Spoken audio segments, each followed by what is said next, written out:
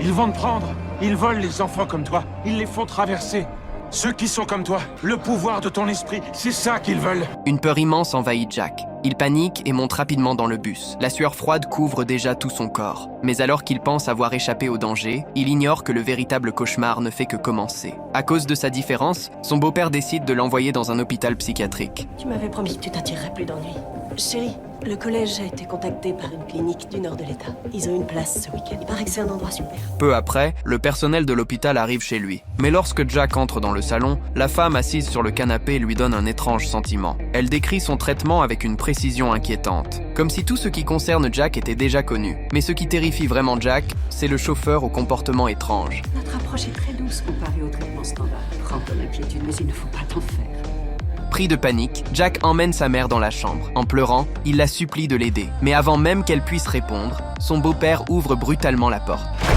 Il est pas humain, c'est pas son vrai visage. Lon, ferme-la. En fait, t'aimerais que je sois cinglée. Rien que pour te débarrasser de moi.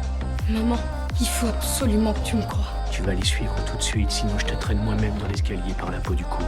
C'est juste un week-end. Si ça se passe pas bien, je viens me chercher.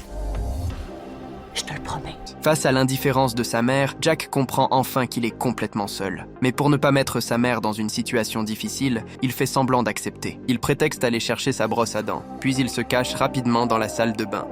Jake Jake Jake Jake Jake! Attrape-le. Reviens ici. Ne vous en faites pas.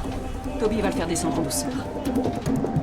Il traverse de longues rues désertes. Une vieille maison abandonnée apparaît devant lui. Jack rassemble son courage et entre à l'intérieur. Mais plus il avance, plus cette maison semble avoir une vie propre. Un grondement lourd résonne sous ses pieds. Et l'instant suivant, quelque chose d'inattendu se produit.